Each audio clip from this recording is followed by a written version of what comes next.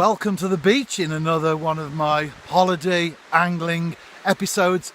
As you can see there, and from the walk just now, my rods are already made up. They're telescopic rods. I'll take the lead off, of course, but everything else remains intact.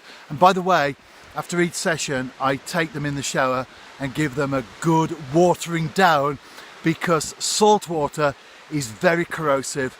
And the best thing you can do after a sea session is to make sure, whether it's your rod, your reel, the line, whatever, that it's all put through the process of getting rid of that extremely negative and corrosive and harmful salt water. Anyway, that's out the way.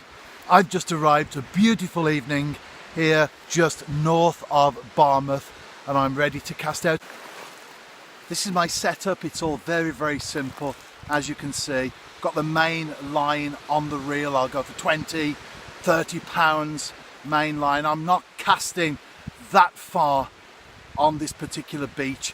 We make the mistake sometimes of thinking we have to cast to the horizon. That's not always the case, especially on an incoming tide. As darkness begins to draw in, the fish will be much closer than we think they are. In fact, I was talking to someone just last night about that.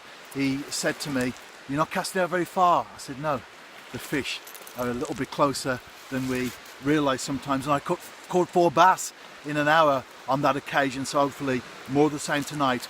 So there's my what we call a hook length in coarse fishing, a snood in sea angling.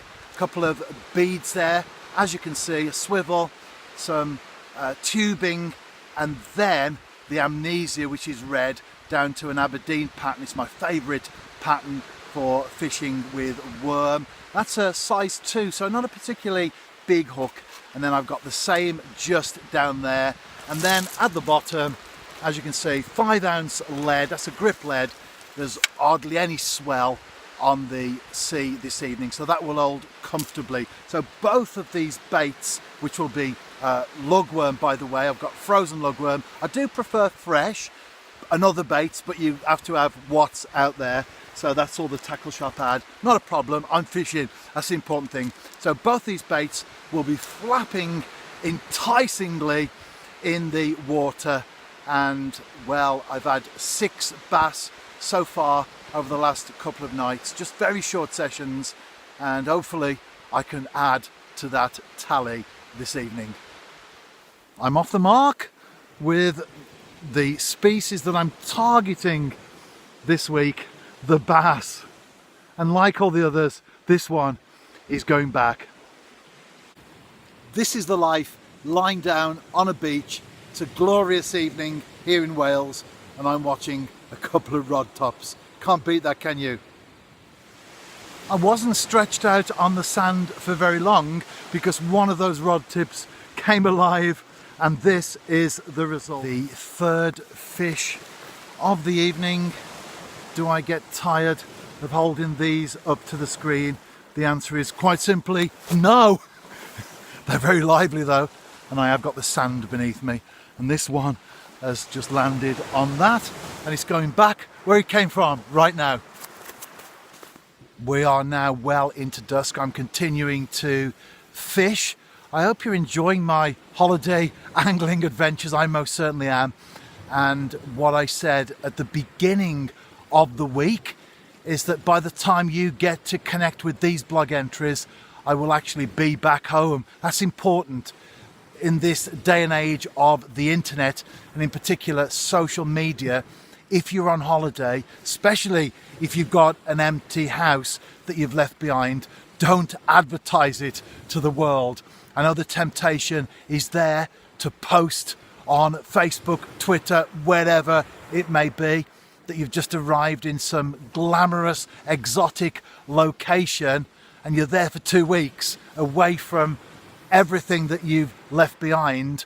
But what you're actually saying is to the world, I'm leaving an empty house. I'm away for 2 weeks. So wisdom, I think, is called for. And that's why, as I've said, by the time you get to connect with these blog entries, I'll be back home. Anyway, I am continuing to fish. I've got a few more worms left, just one pack each evening, so short sessions, about an hour or so. So if I could land a final fish, that would be great. Don't forget to check out my website. I do post a daily blog entry on there, and you can connect with that via the link that will appear at the end of this video. And I'm watching those rod tips to see if I can get that final fish of the evening. I have indeed caught my final fish, and it's a case of keeping the best till last. Hopefully that's coming out there on the screen. As you can see, what a cavernous mouth bass have got